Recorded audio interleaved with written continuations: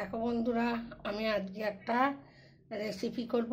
তার জন্য আমার এখানে 2 কাপ আতপ চাল আমি ভালো করে ধুয়ে একদম পরিষ্কার করে ভিজিয়ে রেখে দিয়েছিলাম 3 ঘন্টা।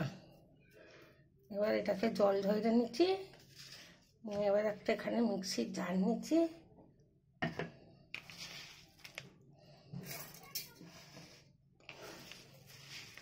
মিক্সির জারে আতপ চালগুলো নিয়ে নেব। নিয়ে আমি এটাকে একটা পেস্ট তৈরি করে নেব। তারপর এতে দেবো টক দই,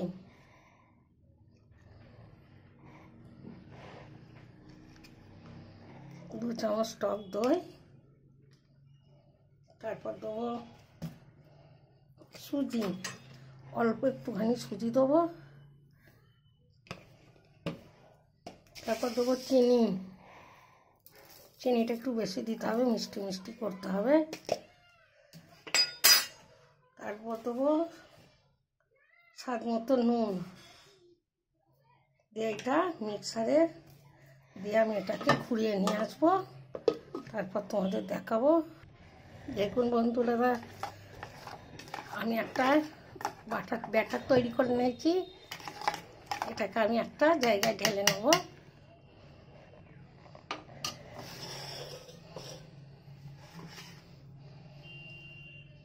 এই রকম হয়েছে।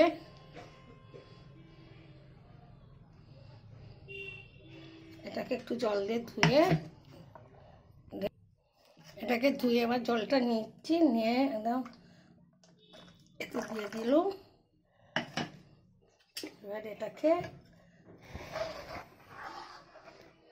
ভালো করে মিশিয়ে নেবো, গুলে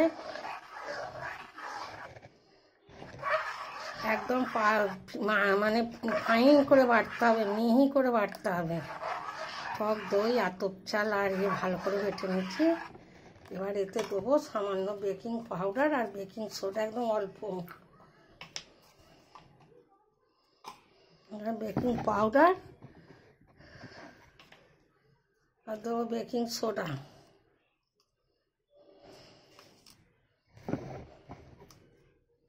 এটাকে আবারও ভালো করে মিশিয়ে রেখে দেবো 5 মিনিটের তারে। আর গোলাটা তৈরি হয়ে গেছে। এবার আমি চুলায় চলে যাব, গ্যাসে।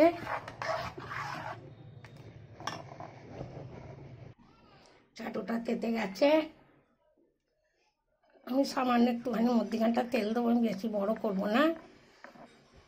দেখুন আপনারা,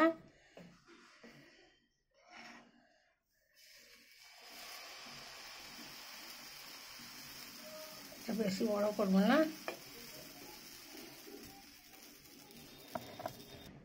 দেখুন বন্ধুরা, একটা হয়ে গেছে, খুব সুন্দর হয়েছে। তুলে নিচ্ছি। আবার একটা দেবো।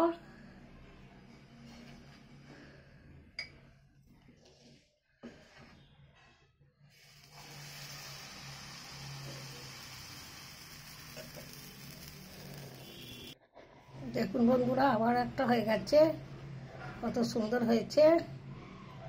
এইভাবে আমি সবগুলো করে নেব।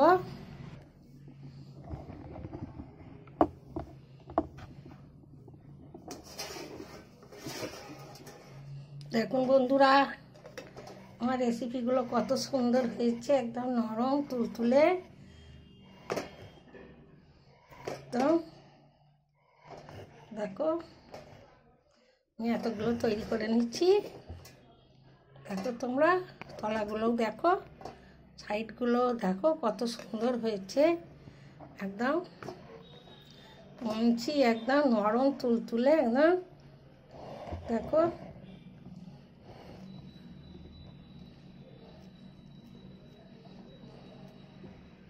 জালিদার, দেখো কত সুন্দর করেছি। তোমরা তো কেউ লাইভই দাও না। এই রেসিপিটা ভালো লাগলে লাইভ, শেয়ার, কমেন্ট করে দেবে। আমি আসছি আবার অন্য রেসিপি নিয়ে। তোমরা ভালো থেকো। দেখো কত সুন্দর হয়েছে।